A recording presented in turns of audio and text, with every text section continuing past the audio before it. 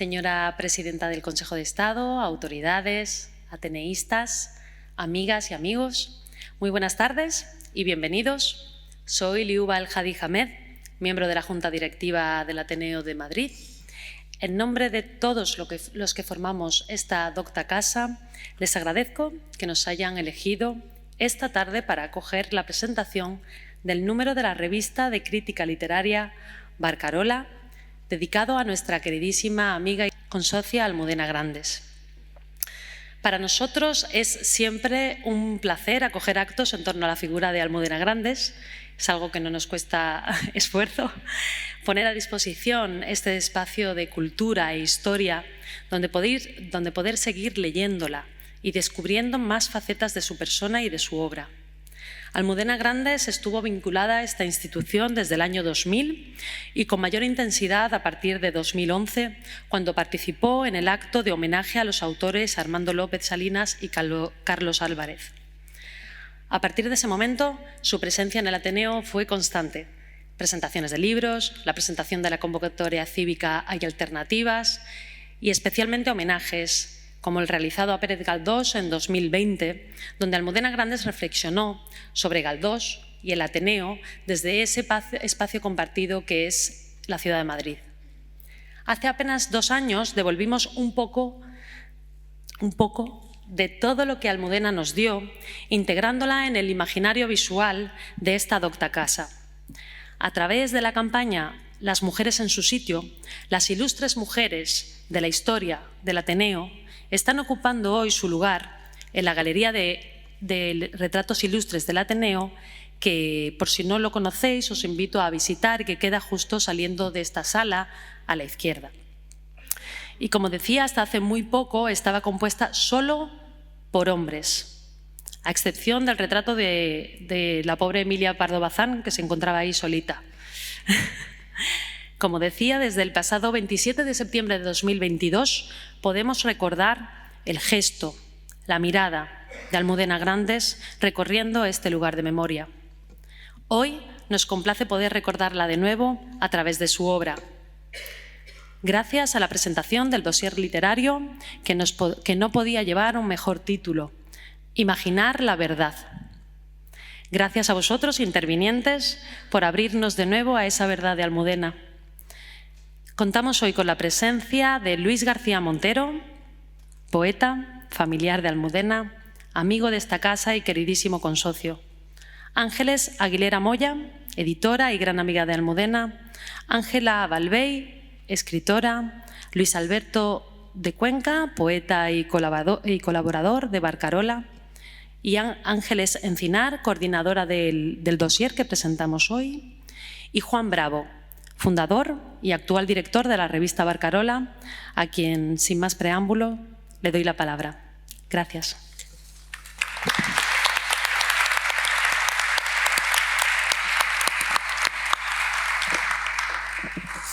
Buenas tardes.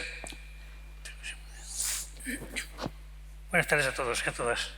A todas y a todos. Para nosotros, venir a presentar a Madrid un nuevo número de Barcarola es un auténtico placer.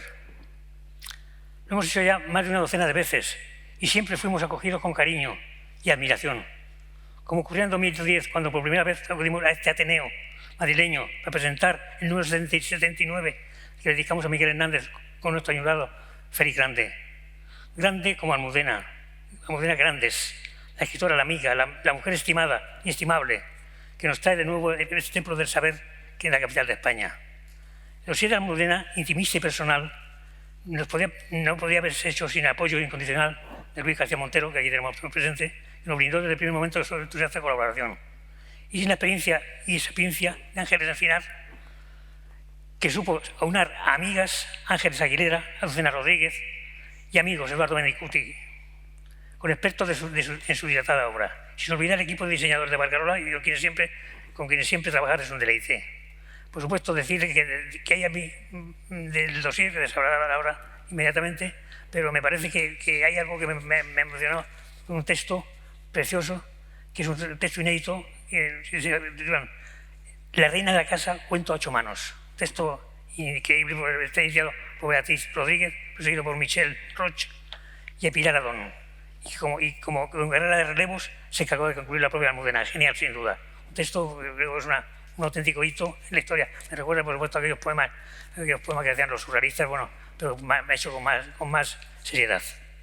Ahora bien, junto al dossier Motivo Esencial, auténticas joyas, empezando por el mini dossier dedicado a este autor, uno de los grandes pioneros del siglo XX, Franz Kafka, con una bibliografía brutal y que no deja de asombrarnos. Un homenaje al reciente premio Cervantes, Luis Mateo Díez, con un magistral texto inédito, Edad y Sueño, y una presentación exhaustiva de Asunción Castro, que no puede venir, experta en esta obra. Completando la nómina de análisis entusiasta del abogado burgalés Alfredo Rodríguez sobre la versión definitiva del Museo de Cera de José María Álvarez, un poeta que realmente ahí está todavía dando mucho que hablar. Ensayos sobre Don Quijote, Fosse, Erudición, Kant, Sor Juana Inés de la Cruz, etc. Una nómina excepcional. O la extraordinaria sección de poesía donde junto a poetas consagrados, Luis Alberto de Cuenca, y lo tengo presente, Julio Ochoa, Dionisia García del Prado, Javier del Prado o Marcos Ávila, otros poetas con una obra y un bagaje menor, pero que ya tiene un nombre en la poesía española.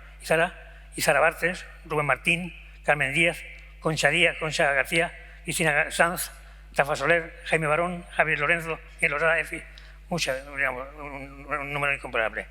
Y dejo al final a dos figuras que son realmente dos figuras muy tiernas para nosotros, pues realmente, a pesar de los años, nos dedican todo su esfuerzo y todo su cariño y todo su texto. El caso de Antonio Gamoneda y el caso de Fernando Arrabal. Como saben ustedes, Fernando, no pueden estar aquí, pues realmente les hubiera gustado estar con el corazón Gamoneda, porque realmente tiene unos años, pero bueno, una persona excelente.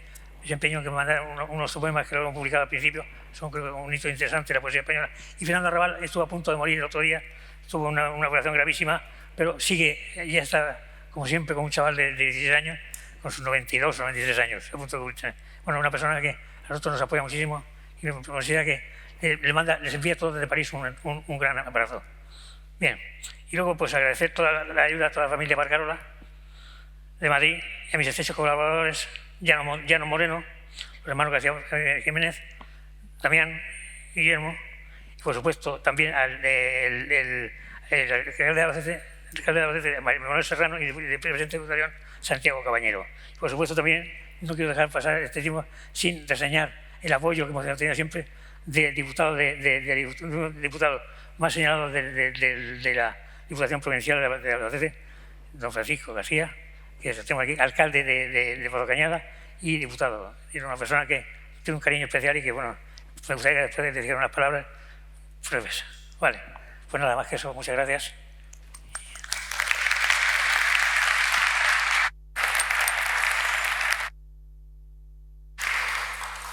Bueno, buenas tardes. Muchas gracias a todos por su asistencia. Un agradecimiento muy especial a la presidenta del Consejo de Estado, Carmen Calvo, y muchas gracias a los que participan en nuestro acto de hoy, al Ateneo por acogernos de manera tan cariñosa. Luis Arroyo, cuando se lo propuse hace no tanto, algo así como un mes o algo así. Y muchísimas gracias a Juan Bravo, que acogió con entusiasmo la idea de realizar este dossier. Yo eché en falta en Barcarola, al mirar varios números, que no había ningún dossier dedicado a una escritora. Y me escandalicé, ¿verdad? Y Llanos, que está aquí, jefa de redacción, pues me apoyó inmediatamente. Y qué mejor manera que empezar esta tradición de que haya también dosieres de escritoras tan grandes como tenemos, que el que inaugura sobre la figura de Almudena Grandes. Tengo que dar un agradecimiento muy especial a Luis García Montero, que me ha apoyado y me ha ayudado en todo a lo largo del proceso. Simplemente yo he hecho coordinar a un grupo de profesores y de amigos y amigas de Almudena para que colaboraran. Los dosieres en general tienen un número limitado de páginas, pero Juan Bravo fue muy generoso y me dijo que no habría ningún problema, Y bueno, pues todos los que han querido participar y han podido hacerlo, a veces por circunstancias ajenas no han tenido tiempo a lo mejor de entregar el artículo para cuando lo pactamos, pero todos lo han hecho con muchísimo cariño. Yo en las palabras de introducción al dossier hablo de tres que me parece que eran imprescindibles al pensar en Almudena Grandes, y son escritora, generosidad y valentía. Esas tres palabras son poderosos, soberanos, expresión acuñada por el sofista Gorgias, con las que recordamos a Almudena Grandes. Una escritora vocacional, que se atrevió a imaginar la verdad, título de este dossier que salió del artículo de Luis García Montero que hablaba de esa idea de imaginar. Almudena era historiadora, pero como escritora de ficción debía de imaginar, y ahí salió el título del dossier. Escritora imprescindible en nuestra historia literaria, que al igual que hiciera su admirado Galdós, narró episodios fundamentales de nuestro devenir y nuestra evolución como ciudadanos del mundo. Lo hizo siempre con valentía, poniendo en la palestra acontecimientos que marcaron a unos y otros, mujeres y hombres, recuperando la memoria histórica. Otro de sus intereses, sobresaliente en toda su producción, fue subrayar el papel esencial de la mujer en la sociedad actual. Porque hubo mujeres como ella, modelos de mujer que lucharon contra los corsés impuestos, hay una mujer nueva, distinta en nuestro tiempo. El compromiso de su literatura ha formado parte de la agencia, en el sentido expresado por la crítica Judith Butler, necesaria para el cambio. La generosidad de la autora la hemos experimentado en primera persona muchos de sus amigos y lectores. Su apoyo a escritores noveles o a otros injustamente olvidados o marginados por situarse fuera de la algarabía editorial, y su aval a la educación de todos y para todos, colaborando con profesores de distintos ámbitos formativos, son solo pequeños ejemplos. Yo quiero recordar una anécdota personal, y es que en 2 ocasiones tuve la suerte de organizar un homenaje al gran escritor Juan Eduardo Zúñiga. La primera vez lo organizamos en la universidad donde soy profesora, y la segunda vez en el Instituto Cervantes. Y de inmediato, entre las personas, entre los escritores que pensé que deberían participar, me surgió el nombre de Almudena.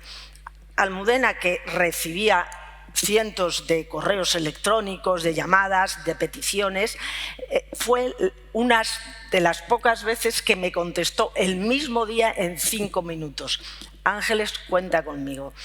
Y era sobre Juan Eduardo Zúñiga, tan admirado por ella, y uno de los libros que dice que marcó en su educación literaria fue el Largo Noviembre de Madrid. De hecho, recuerdo que una de las anécdotas que contaron en algún momento fue que cuando fueron a vivir juntos Almudena y Luis, cada uno llevó su volumen de Largo Noviembre de Madrid a la biblioteca común. Bueno, sigo con el panorama general del dossier, que hay 15 contribuciones. Empieza con la contribución de las historias de Almudena, el artículo inicial escrito por Luis García Montero, que supone una magnífica síntesis de la producción de la autora y de una aproximación a toda su obra, desde una mirada personal y conocedora del oficio de la autora. Le siguen contribuciones de profesores que han estudiado diversas novelas y volúmenes de cuentos. La profesora Natalia Álvarez Méndez, de la Universidad de León, subraya el protagonismo de las mujeres desde una visión lectora en clave de género, y estudia su primer volumen de relatos, Modelos de mujer. Ángel Van Santa, crítico literario de uno de los suplementos culturales nacionales, se ocupa de 2 novelas que distingue como claves en su trayectoria. Son Los aires difíciles, del año 2002, novela que, digamos, ya empieza a suponer una transición en la evolución de la literatura de Almudena Grandes, y la segunda etapa destaca El corazón helado, obra de madurez a la que considera cumbre de su evolución narrativa, donde combina tradición y modernidad.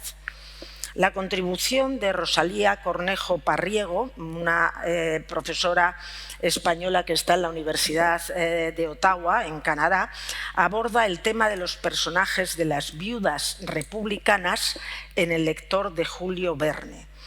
Frente a la demonización moral, social y política de las rojas que legitimó la represión y violencia física y simbólica, son palabras de su ensayo, subraya la construcción narrativa de unas mujeres que realizaron prácticas transgresoras y de este modo generaron auténticas comunidades de resistencia. Mi propio ensayo enfoca el volumen Estaciones de paso. Y, por cierto, quiero recordar que hoy he leído la noticia de que ha fallecido Caroline Richmond, y también Caroline Richmond, hispanista norteamericana, viuda de Francisco Ayala, dedicó un artículo a Estaciones de paso. Estaciones de paso lo estudio porque es un volumen que considero un ciclo de relatos unificado por el tema de la adolescencia. Dos de las historias con un desarrollo, estructura y extensión de novela corta. Almudena era una escritora de grandes extensiones, pero cuando hacía novela corta y cuento también lo hacía muy bien. Y asocio estas dos novelas cortas por su consideración de novelas de aprendizaje con El lector de Julio Verne, segunda entrega de los episodios de Una guerra interminable. Sobresale en las tres ficciones el surgimiento de un yo auténtico de sus protagonistas que los llevará a su etapa de madurez. Domingo Ródenas de Moya, profesor y crítico literario, se centra en el imperativo ético asumido por la autora madrileña en la escritura de Los besos en el pan, de 2015, y Todo va a mejorar, de 2022, novela póstuma que se terminó gracias a la contribución de Luis García Montero, que siguió las indicaciones de Almudena para el último capítulo. Son novelas que se entreveraron en la secuencia de sus episodios. Describe a la última como una obra de poderoso nervio político. La profesora irlandesa Lorraine Ryan, autora del libro Gender and Memory in the Postmillennial Novels of Almudena Grandes, del año 2021, aborda el tema de la maternidad con una visión innovadora. Las madres alternativas, esas calificadas tantas veces de malas madres, pero que lo son, y que lo son madres, digo, no malas. Y resalta el papel rompedor y desafiante que como madres jóvenes asumen distintos personajes de sus novelas. En la parte más personal de este dossier tenemos a Ángeles Aguilera, que nos acompaña también esta tarde, amiga de Almudena, que inicia el conjunto de contribuciones desde esa perspectiva personal. Ella nos cuenta en su artículo cómo conoció a Almudena Grandes cuando fue a la Radio Nacional de España a presentar Las edades de Lulú, y todos los que participaban en el programa quedaron encantados con la cercanía de Almudena, y ahí empezó una gran amistad, y ella nos cuenta en su artículo diferentes etapas en esas contribuciones de Almudena Grandes en la radio. También nos comentará otras cosas. Lola Larumbe, propietaria de la librería Rafael Alberti, compañera de generación y de experiencias de Almudena Grandes, revive Tardes en la Feria del Libro madrileña y su intercambio de opiniones sobre lecturas imprescindibles para las dos. Gracias al artículo de Almudena, cuando me lo envió, recordé a un buen amigo de Luis, de Almudena y de muchos de nosotros, que es el escritor Rafael Reig, de la misma generación que Almudena. Además fue colega mío en la universidad, y a través de una foto realizada en el año 2019 con motivo de la boda de Rafa, reaviva el recuerdo que tenía de Almudena y cuando asistieron juntos a diversos de los llamados bolos literarios, en los que si iban por una ciudad o por un pueblo se encontraban con gente normal, de a pie, y Almudena enseguida conversaba de una manera espontánea con toda la gente y eso formaba parte de su carisma.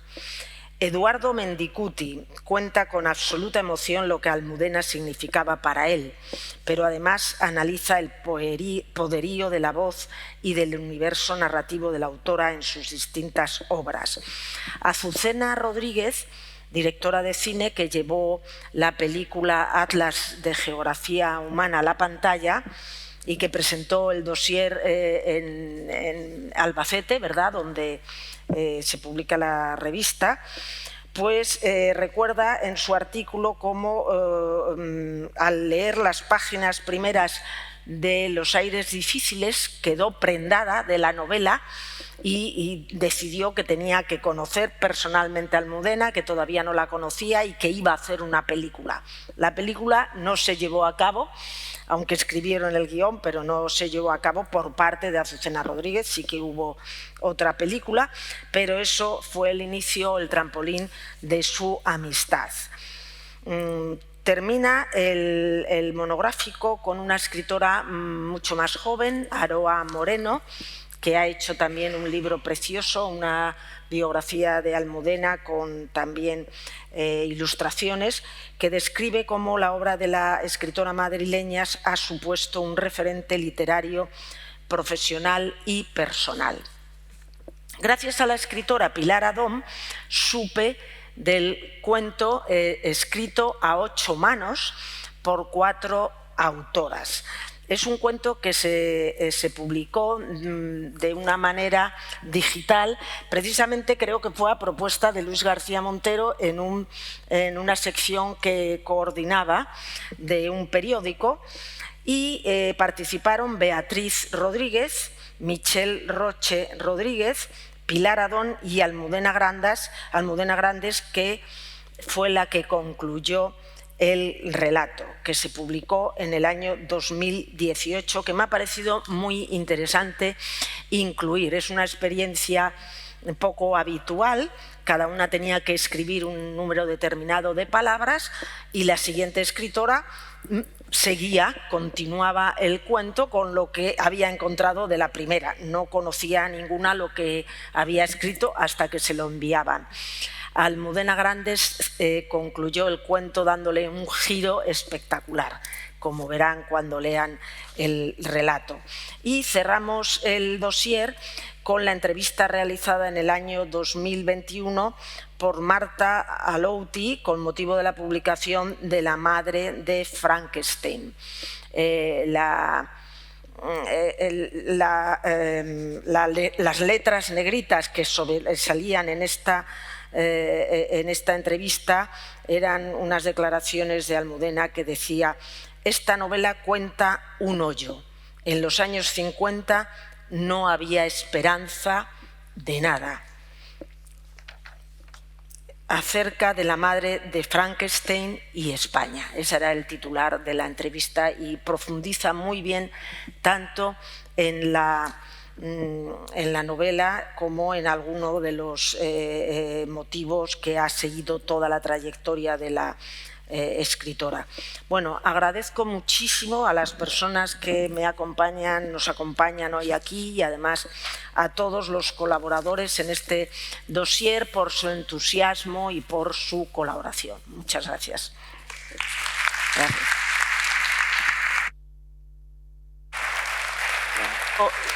La palabra a Luis García Montero.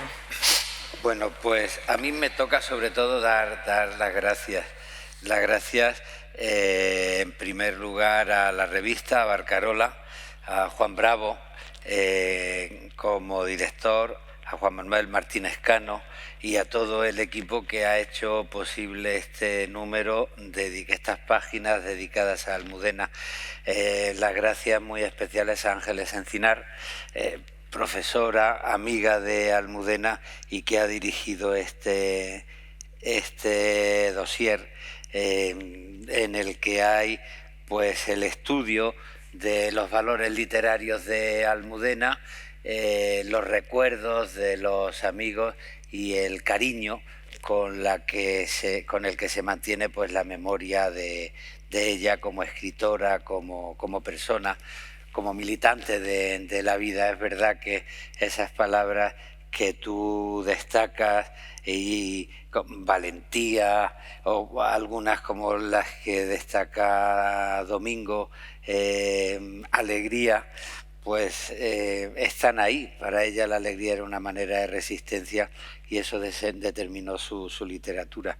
Me emociona estar en el Ateneo, que es un lugar que para todos los que llevamos años dedicándonos a la cultura, pues siempre nos conmueve.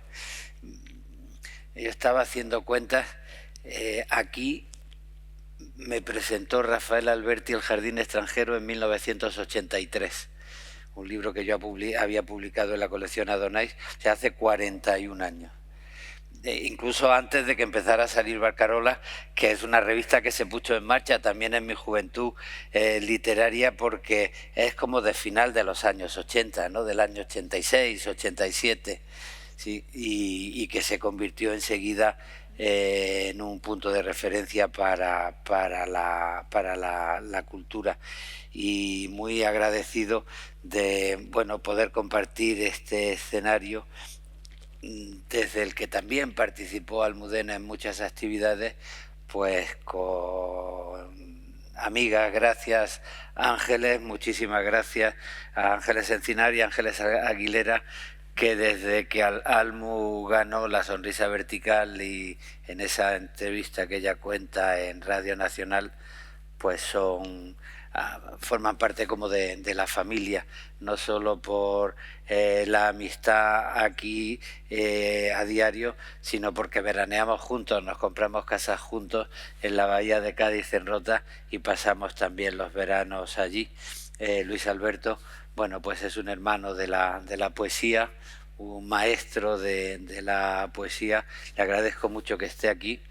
Tenemos allí al fondo a Chus Visor, que uno de nuestros méritos, Luis Alberto, es que somos dos de los poetas que más soportamos a Chus Visor en sus bromas y cuando empieza a chincharnos y a tirarnos de la lengua. Otro íntimo amigo de Almudena y otra parte de la familia Chus. Y yo estaba haciendo cuentas melancólicas y yo creo, Ángela, que cuando tú vivías en Granada y estudiabas filosofía y letras, yo te di clase de literatura. Lo que no me atrevo es a poner fecha, no vaya yo a meter la pata, pero en fin, me parece que ese año fue en el que tú publicaste tu novela, ¿no? Tu primer libro. Le di matrícula de honor. ¿En qué año publicaste tu primer libro? Bueno, pues en ese año donde publicó su primer libro, yo fui profesor de literatura y tuve la suerte de tener a una alumna como Ángela en clase, después de haber mantenido la amistad. De manera que yo quiero dar las gracias a todo el mundo por su participación en este acto, en la revista. Y yo pues respondí con agradecimiento a Ángeles Encinar. Mi manera de apoyarla, pues cada vez que me dijo algo, digo, tú mandas, tú eres la que sabes, tú pide y yo pues en lo que pueda ayudarte lo hago, pero eres la persona indicada para llevar este dossier.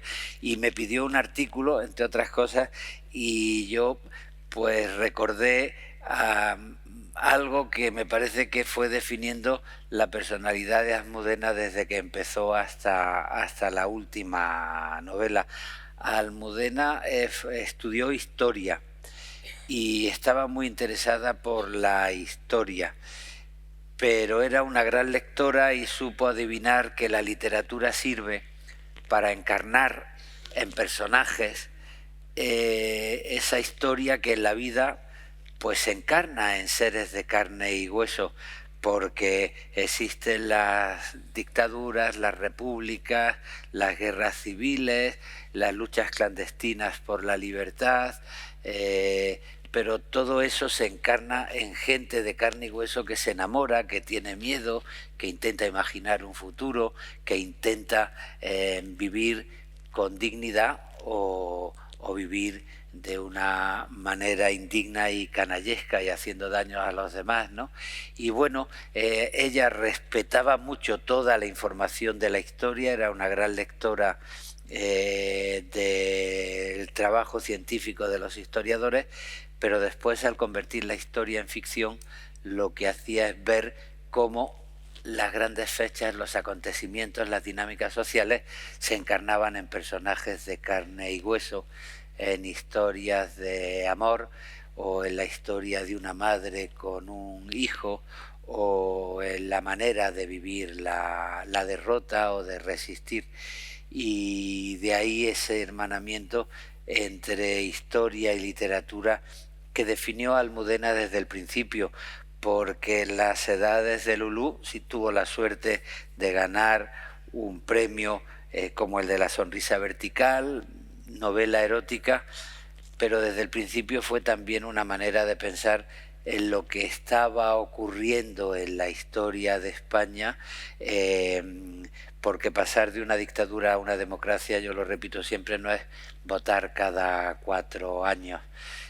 Tenía que ver, por una parte, con una recuperación de la memoria histórica que había sido borrada, y buena parte de la novela de Almudena acabó reivindicando esa memoria histórica de la literatura, pero también significaba transformar la educación sentimental, transformar la vida, porque la historia no solo pasa por los grandes acontecimientos, sino que pasa por la intimidad.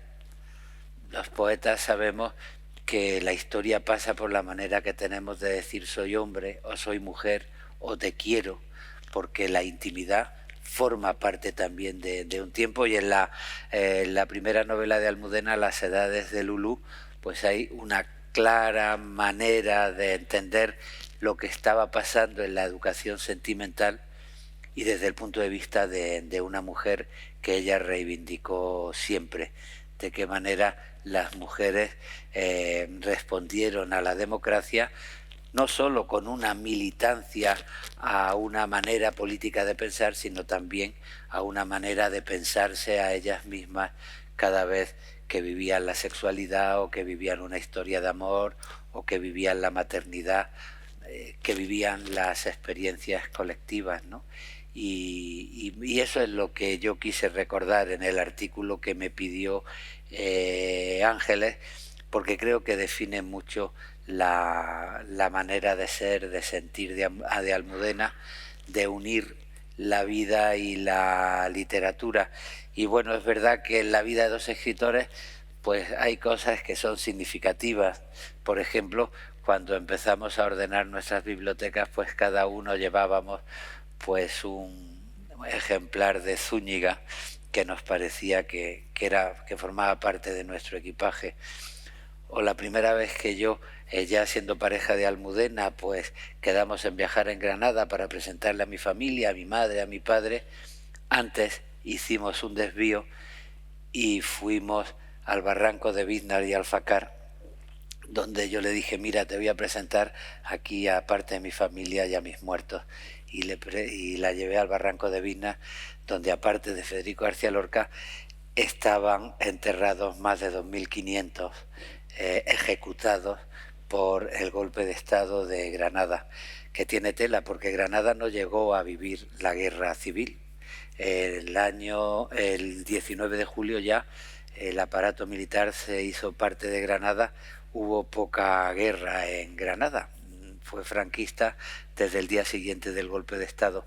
Bueno, pues incluso siendo franquista al día siguiente del golpe de Estado, se ejecutaron a 2.500 personas y Federico García Lorca es solo el nombre literario que mantiene el amparo y el recuerdo de tanta gente que sufrió momentos difíciles de la historia de España.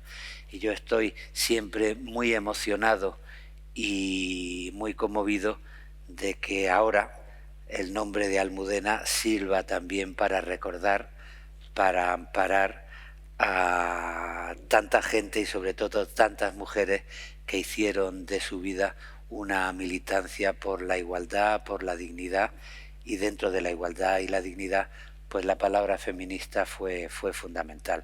De manera que muchísimas gracias a todos los amigos que han participado en este dossier, gracias a el Ateneo, que además colgó en su galería de retratos un recuerdo de Almudena Grandes, y gracias a todos los amigos que estáis aquí. Veo muchos amigos. Dejadme que acabe fijándome especialmente no en una autoridad, sino en una amiga de Almudena y mía, Carmen. Muchas gracias por estar aquí.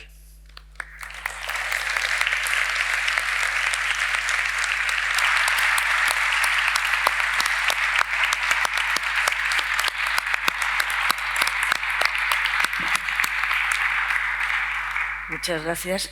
Ahora pasamos a la palabra a Ángeles Aguilera. Bueno, muchas gracias también. A Ángeles, a mi tocaya, la primera, porque pensó que yo podía aportar algo en un dossier donde hay un nivel profesional literario extraordinario. Así que gracias por incluirme ahí. Cuando te pregunté qué te parecía que podía aportar yo y tú me dijiste, hombre, pues cuenta algo personal y un poco vuestra historia o tal, dije, bueno, yo es que la conocí en la radio y fuimos amigas durante 32 años y sabía exactamente el tiempo porque, claro, ella acababa de sacar Las edades de Lulú y fuimos amigas hasta que ella murió, con lo cual era muy fácil calcularlo. Y entonces me acordé de la cantidad de veces que a Almudena luego la radio le ha gustado mucho como opción de vida y de trabajo y de conectarse con lectores también, ¿no? Y entonces pensamos que a lo mejor era interesante hablar un poco de su recorrido por la radio. Bueno, el artículo está ahí, yo creo que ustedes lo pueden leer y quizá ahora toca hablar también de otras cosas. Yo creo que Almudena, una de las cosas cuando la gente me pregunta ¿pero cómo era así en su vida privada y cómo eso? Pues lo mejor que tenía Almudena es que era extraordinariamente normal. Es una cualidad que hay que destacar siempre. La gente pensaba, uy, esta mujer tan conocida, con ese éxito que tiene, había alcanzado un nivel de fama y de popularidad muy alto y además evidentemente tuvo muchísimo éxito en vida y eso es... ese es siempre el recuerdo extraordinario que nos queda, ¿no? De pensar todo lo que ella en vida disfrutó también de la buena acogida que tuvieron sus libros, la empatía, las cosas extraordinarias que le decían los lectores. Y cuando ella salía de ese contexto y cuando ella se ponía en su casa su chándal de trabajar y se hacía el té por la mañana y se ponía a trabajar como un obrero de la literatura, porque ella siempre decía que cada día había que dedicarle a la literatura mucho tiempo. Ella escribía cada mañana, se levantaba y a veces le salían 5 folios buenos, a veces 2, o a veces al día siguiente cuando los leía borraba porque no estaban bien, pero la literatura necesitaba que ella trabajara cada día. Entonces, esa persona que estaba siempre ahí era esa amiga pues, que te escuchaba, que podía escuchar a la hija de un amigo porque ella estaba ahí y entonces tomaba un café con esa persona, sabía lo que le pasaba a las madres de las amigas, sabía las historias que nos traíamos con los novios, con las parejas, porque Almudena estaba ahí, entonces ella era extraordinariamente normal. Bueno, Yo creo que la radio, que lo cuento un poco en el artículo, ella encontró, o sea, que era una persona muy popular, y en este país a la gente muy popular normalmente le proponen cosas que no están en su territorio, a lo mejor, o sí, pero les hacen ofertas un poco tentadoras, que tocan mucho la vanidad, que puede ser un acicate para, oye, ¿por qué no? Porque yo no voy a aspirar a ganar este dinero o a colarme aquí o estar en este premio. Y ella siempre decía que no, porque ella quería ser escritora, solo quería ser escritora. Pero claro, ser escritora era un oficio muy serio al que dedicó la vida entera, ¿no? Entonces, el único, digamos, extra que se permitió o salida de ese carril literario en el que quería seguir trabajando fue la radio y algunas colaboraciones en medios impresos. Porque la radio era donde encontraba un eco y una forma de contar esas otras cosas que la literatura no le permitía. En la radio podía contar una historia personal, podía contar la historia de un personaje que se había encontrado en la feria del libro y le había contado una historia y ella lo contaba en la radio. Podía contar la historia de la asistenta, de la pescatera de su mercado, de una anécdota de la playa en Rota. Y entonces ahí encontró un público con el que empatizaba y que se dio cuenta que conectaba también muy bien con ella. Y ella lo notaba cuando iba a una firma y le decían: estoy aquí porque te he oído en la radio, ¿cómo me gustó esa columna tuya? Y bueno, eso le satisfacía mucho, ¿no? Para los lectores yo creo que Almudena, bueno, va a seguir viva siempre. Cualquiera que una vez abra un libro, yo ahora tengo una sobrina que por primera vez ha abierto un libro de Almudena y el otro día me llamó y me dijo que estaba deslumbrada y que le había gustado muchísimo. Y me emociona mucho pensar eso, que hay gente que todavía la va a descubrir por primera vez. Entonces, evidentemente, una escritora como ella va a estar viva siempre para los lectores, sin ninguna duda, para el mundo en general, desde que la gente oye hablar de ella incluso aunque no la conozca, o vas a la estación de Atocha y dice Atocha Almudena Grandes. Es muy, muy conmovedor para nosotros los que la conocimos escuchar eso y decir: jo, tía, qué fuerte, ¿no? Que la estación de esa ciudad que tanto querías esté dedicada a ti, y qué maravilla y qué pellizco nos da en el estómago cada vez que pasamos por ahí y oímos su nombre, ¿no? Es muy bonito recordarla en plural y esa es una realidad. Sigue muy viva y a veces parece que la ves o que la intuyes. Yo la veo en la estación, a veces la veo entre el público. Digo, anda, si está ahí Almudena. Y no es, pero bueno, de alguna manera yo creo que la veo, porque también vive un poco en nosotros. Cuando ella murió, creo que hubo cierto tiempo de confusión entre los amigos, primero porque estábamos un poco noqueados, siempre pensamos que con esa fuerza que ella tenía iba a acabar saliendo adelante, entonces teníamos cierta incredulidad. Luego se sucedieron los homenajes y también los homenajes nos tenían con el corazón sin terminar de hacer el duelo necesario que yo creo que hay que hacer en estos casos, ¿no? Ella era una persona que hacía mucha argamasa en los mundos profesionales y personales en los que vivía. ¿Qué quiero decir? Que ella juntaba gente y amigos muy diferentes, pero nos convocaba a todos y allí estábamos todos y todos nos hacíamos amigos. Y es verdad que gente así, tan especial, ocurría en la editorial, ocurría entre la familia, ocurría pues cuando esas personas desaparecen. Son extraordinarias porque es verdad que los demás nos quedamos un poco noqueados como diciendo, bueno, ¿y ahora quién nos junta? ¿No? Entonces nos juntamos, pero es de otra manera. Entonces yo creo que también lo que pasa es que estamos en dos momentos, una vez superado, bueno, han pasado 2 años y medio de su muerte, seguimos adelante cada uno con nuestras vidas, empezando por Luis, y entonces creo que llega el momento de los recuerdos, que son extraordinarios y que nos ayudan a seguir, y además los recuerdos muy positivos, es decir, qué suerte tuvimos de haber vivido esto, ¿no? Además nos reímos mucho, lo pasamos muy bien, quedan los recuerdos y quedan el echar de menos, y yo creo que es bonito hablar por los primeros. Por ejemplo, yo recuerdo su cuerpo grande, su cuerpo acogedor, su manera un poco torpe de moverse y de caminar y un poco payasa. Recuerdo mucho su risa porque era muy especial. Recuerdo la forma de hablar, alto, contundente. Recuerdo que íbamos a un restaurante al principio de conocernos y nos contaba cosas del mundillo en el que estaba metiéndose, editorial y tal, y daba tantas voces que los de al lado ponían la oreja porque era muy divertido, porque estaba contando unos cotilleos estupendos y decíamos, habla un poquito más bajo y tal, pero a los 2 minutos se nos olvidaba y hablábamos todas muy alto y nos reíamos mucho de luego la concurrencia que andaba por allí. Recuerdo también las fechas como las de ahora, ¿no? previas al verano, que veíamos con mucha ilusión que la playa estaba ahí, y la playa era un momento de felicidad, porque en la playa nos trasladábamos con las familias, con las madres, con los hijos, y hacíamos un poco la familia de verano, y ese momento ahora, pues primero no solamente Almudena ha muerto más gente, también se han incorporado otras personas, porque la vida sigue, porque nada permanece como estaba, pero bueno, la recuerdo mucho a ella porque a ella le gustaba muchísimo la playa. Y luego he hecho muchas cosas de menos. He hecho de menos sus llamadas y tenerla siempre al otro lado. Por eso que digo, ella estaba en casa, salvo cuando salía de promoción y se entregaba a los viajes, que también la agotaban mucho y que dedicaba mucho tiempo. Pero que ella estuviera ahí era muy fácil para contarle una cosa nada importante, pero que tenía toda la importancia del mundo. Esas son las verdaderas amigas, para contar una chorrada que había pasado con una amiga conocida, con algún familiar. Echo de menos las conversaciones importantísimas que luego no eran tanto. Echo de menos las quedadas con cualquier excusa. Por ejemplo, ahora estaríamos viendo los partidos de la selección española y echo de menos que ella llamara y mandara un WhatsApp para convocar en su casa a ver jugar a la selección.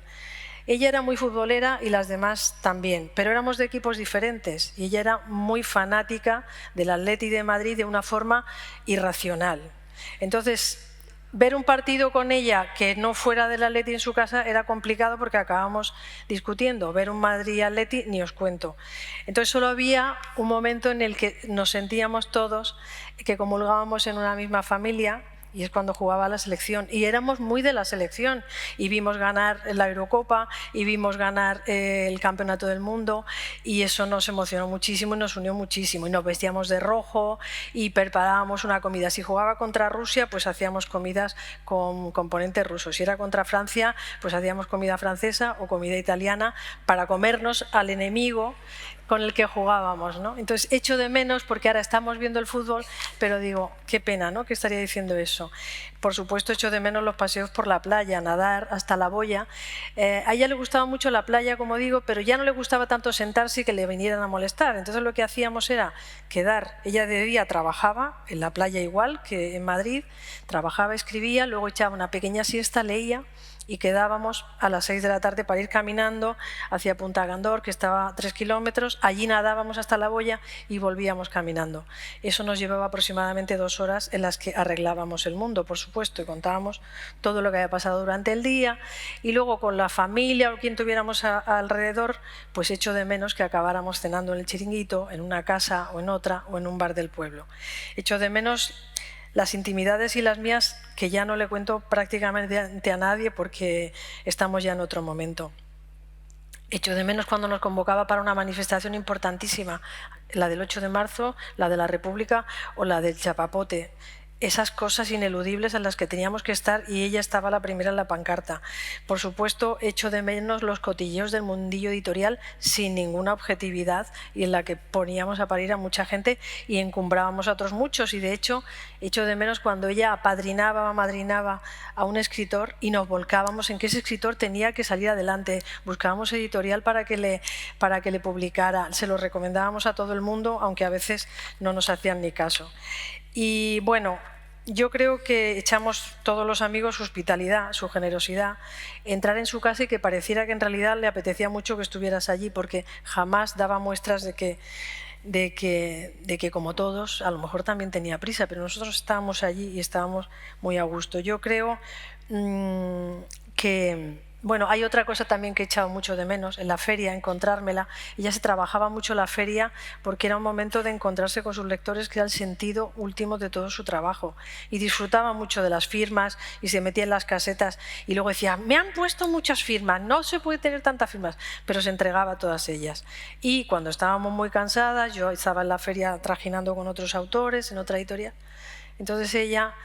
a lo mejor nos íbamos a comer y antes de la firma de la tarde se echaba en unos cartones detrás de la caseta de Chus en la hierba y echábamos la siesta, literalmente echábamos la siesta.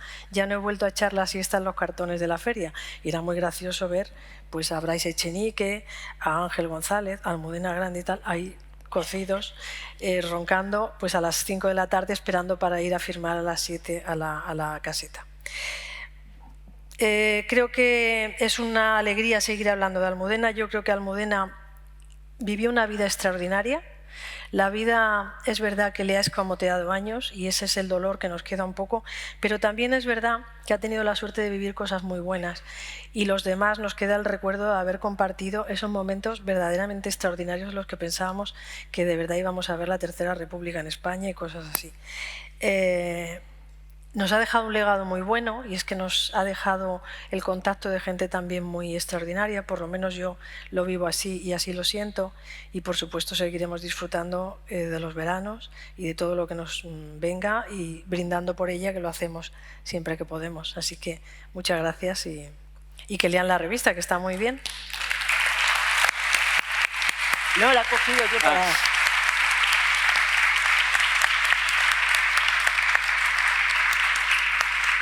Muchas gracias, Ángeles. Ángeles Aguilera es también editora de Planeta No Ficción, que antes se me ha pasado comentarlo. La revista y ateneísta. Soy ateneísta también. Y ateneísta también, sí. De hecho, supo antes por el Ateneo que hacíamos la presentación aquí que por mí. Eso.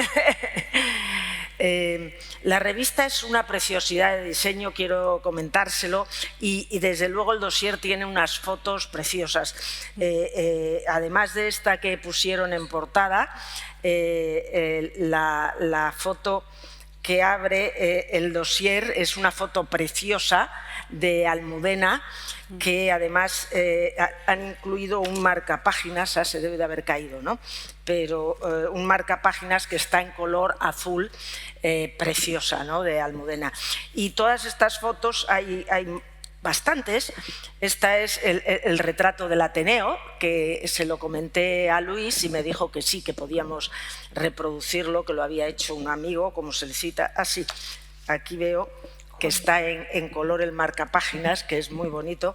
Y luego Luis pues, me mandó la gran mayoría de las fotos, que son una preciosidad, fotos de diferentes momentos de la vida de Almudena, muy joven, esta debía de ser casi cuando publicó Las ciudades de Lulú, otras fotos de ellos dos en México, etc. Realmente el diseño de la revista es una maravilla y tenemos ahí a los dos hermanos que son los que hacen toda la maquetación.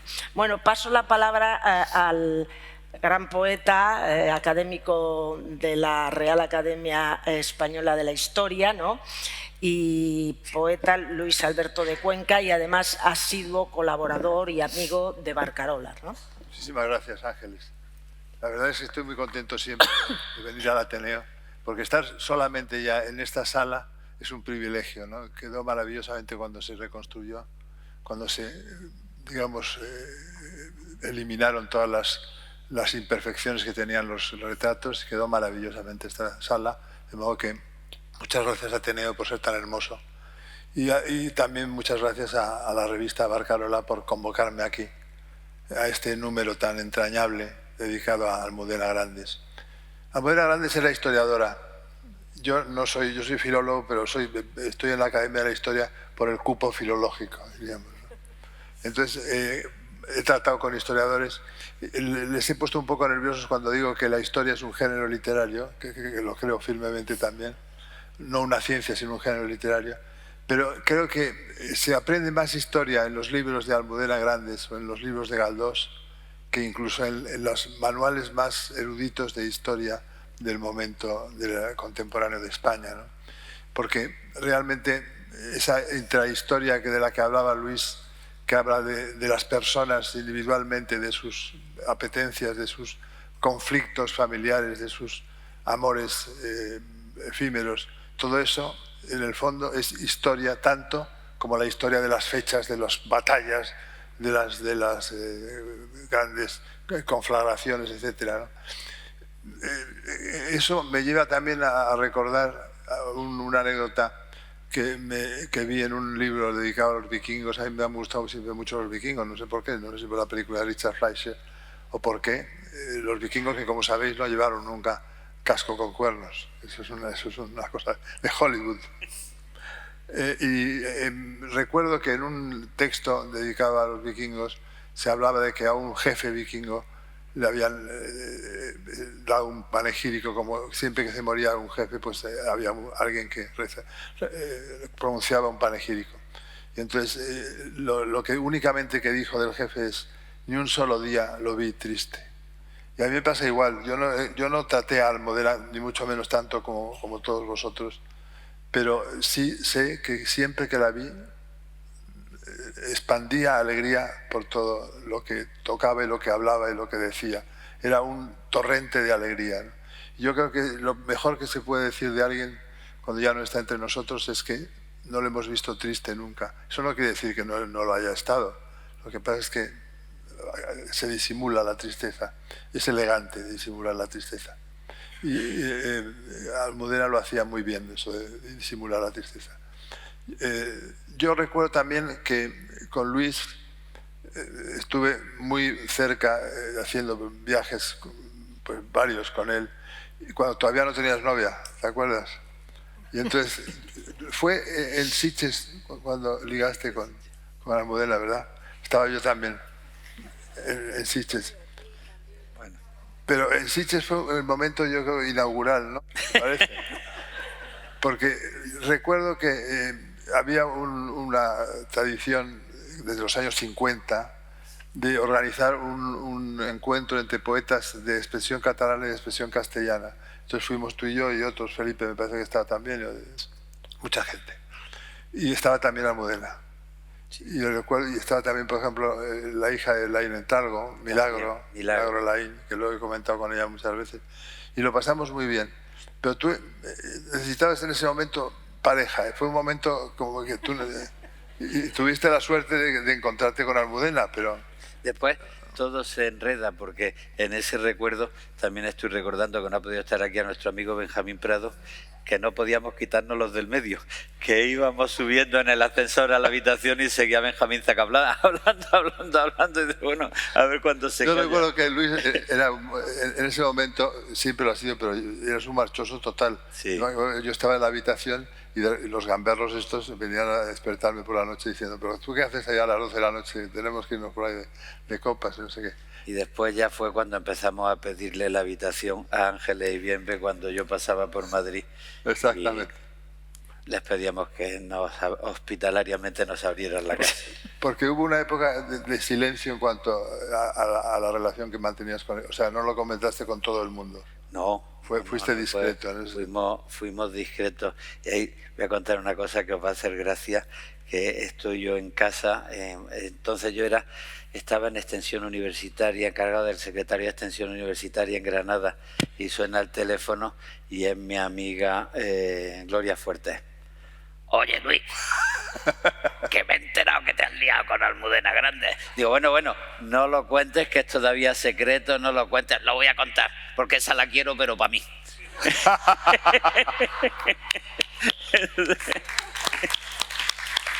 Qué bueno, Gloria. Qué grande es haber podido conocer a gente como Gloria Fuertes, ¿verdad? Sí. Es lo único bueno que tiene ser mayor. Ser mayor es... Lo demás, todos son contraindicaciones, pero esa no. Bueno, y qué deciros de su literatura, de su escritura. Pues que yo recuerdo, por ejemplo, que en el Prado, que estaba yo entonces en el patronato, hicimos un libro sobre personajes que no estaban identificados y que entonces pedíamos a los grandes escritores del país que identificaran una biografía supuesta. Y estuve persiguiendo a Almudena como 3 meses o 6 meses. Eso quiere decir que era una trabajadora absolutamente brutal, porque estaba con una de las novelas que luego publicó y es que no quería meterse en ningún otro sarao. Y mira que lo intentamos, tú me ayudaste mucho, pero no hubo manera. Trabajaba todos los días de una manera ejemplar y tenía que sacar, como ha dicho muy bien su editora, un número de folios al día, ¿no? Y la verdad es que eso es una cosa también muy buena, el ser trabajador. Pero sobre todo lo que tiene más mérito en Almudena Grandes es que era una buena persona, una excelente persona, amiga de sus amigas, de sus amigos también, y sobre todo una mujer alegre, que valoraba la alegría. Y con eso me quedo, querido. Gracias. Muchas gracias.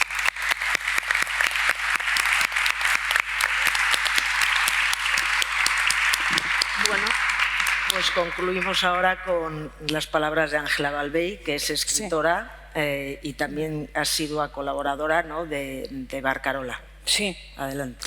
Bueno, buenas tardes. Muchas gracias por acompañarnos en este homenaje que supone esta revista, este número dedicado a una mujer de Barcarola.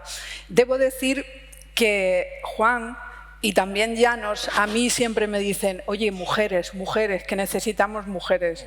Pero es cierto que Almudena con este número inaugura un homenaje a una mujer que no solo ella lo merece, por supuesto, pero como siempre, Almudena es pionera, ¿no? Abre camino y va a ser la primera. Espero que cunda el ejemplo, que haya muchas mujeres que protagonicen monografías en una revista que es ya mítica y que sale a costa de la fuerza, de la paciencia, del trabajo desinteresado de sus creadores, que son el alma de la revista.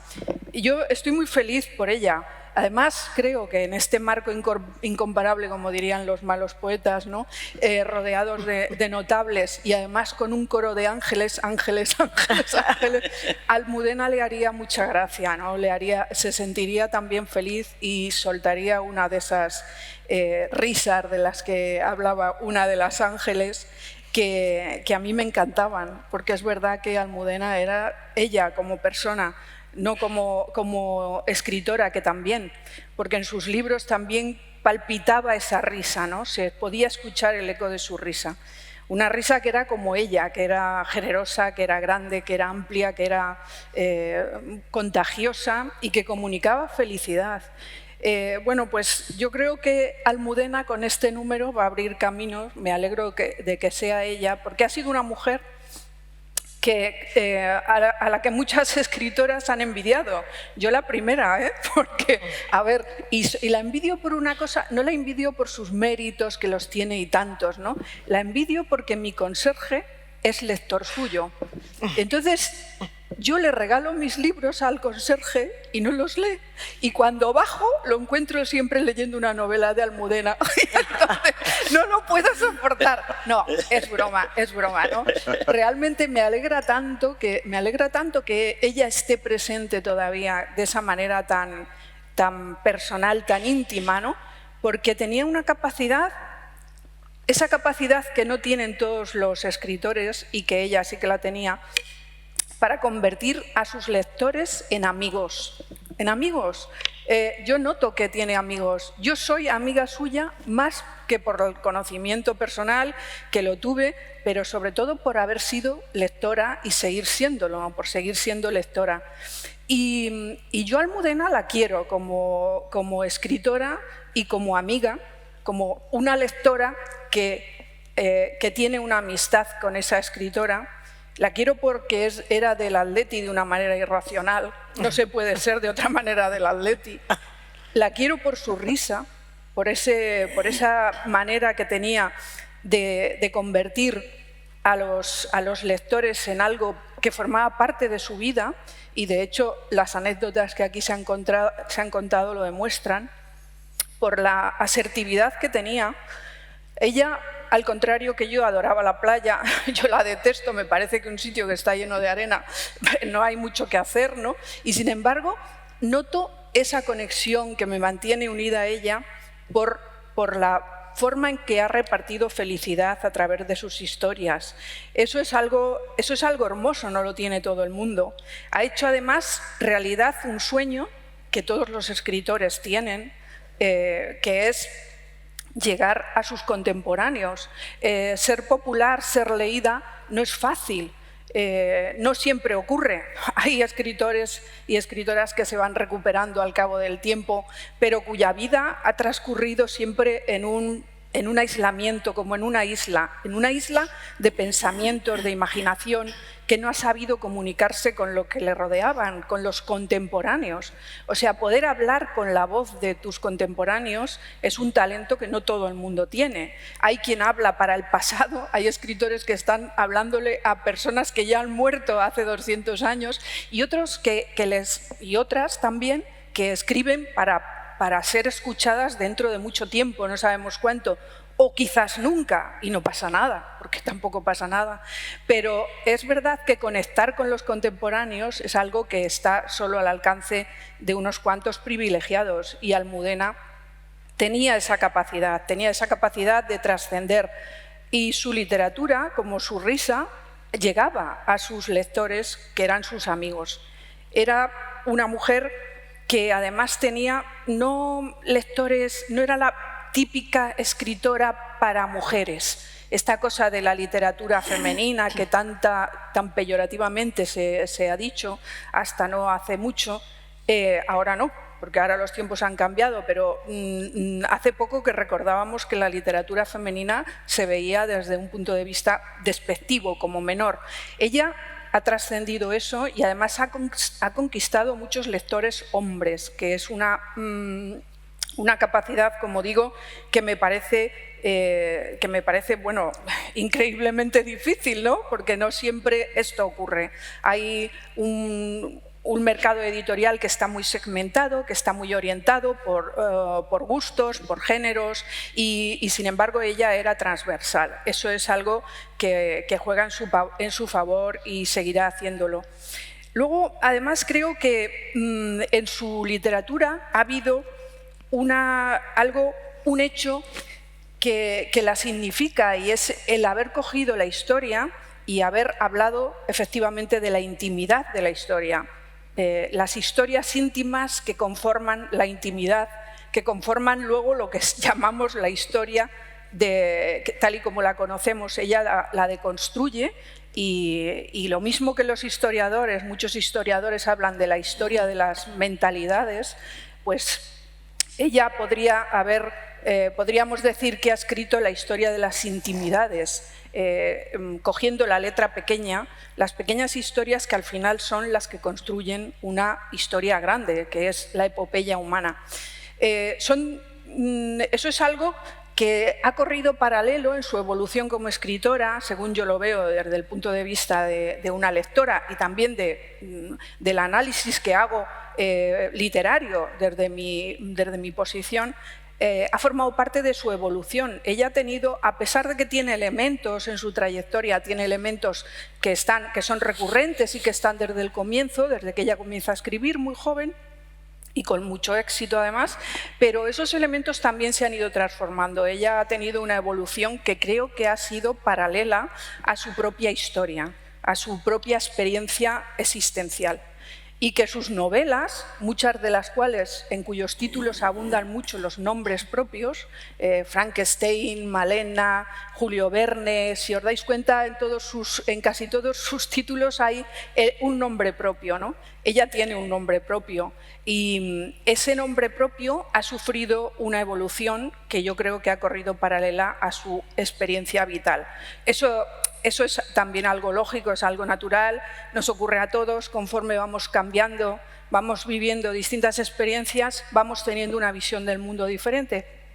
Pero en su caso yo creo que ha sido muy evidente y al comparar sus primeras novelas con las últimas, pues se puede ver completamente esa evolución. Yo para acabar no quiero ponerme académica porque para eso no le puedo hacer la competencia a los profesionales y no quiero ponerme tampoco solemne. Diría que me siento feliz, me siento muy feliz de hacerle este recordatorio desde aquí. Creo que ella ha vivido una vida extraordinaria, que profesionalmente ha cumplido los sueños que la mayoría de sus colegas podrían haber tenido o haber soñado, ¿no? Ella los ha hecho realidad. Ella nos ha dejado pronto, pero también nos ha dejado un gran tesoro de historias, un recuerdo de amigos que la mantienen viva, porque realmente eso es algo impagable, no todos lo podemos decir, ¿no? A veces si hacemos ese ejercicio un tanto macabro, pero también macabro y bueno, un poco también normal, de curiosidad natural, humana, ¿no? Pensamos, ¿qué ocurrirá cuando yo deje de estar aquí? ¿Qué pasará conmigo, con mi recuerdo? ¿Qué quedará de lo que he hecho? Al final somos tenemos un tiempo prestado todos. Esta frase la oí en una serie el otro día de uno muy malo, un personaje muy malo que no deja de asesinar y dice, vivimos un tiempo prestado. Parece que es él el que nos lo presta. Se ponen filósofos los personajes malos, ¿no?, últimamente, pero llevaba mucha razón.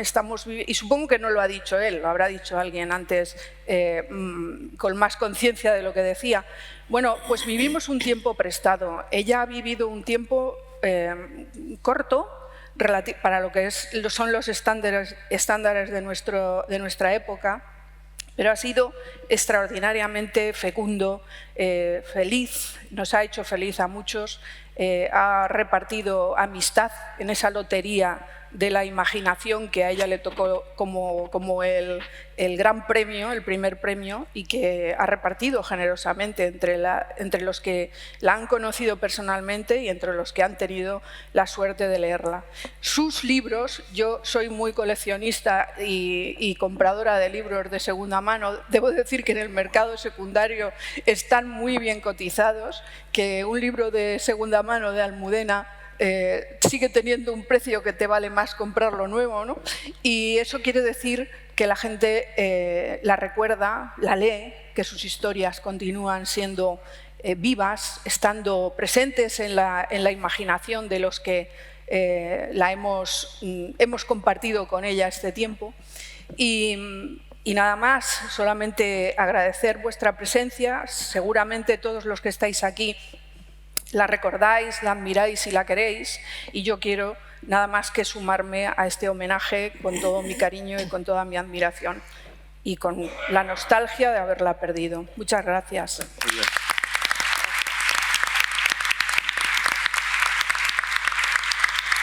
¿Tú quieres que digamos algo a alguien? Lo que sea. Vamos a terminar, pero hay 5 minutos si alguien quiere hacer algún comentario.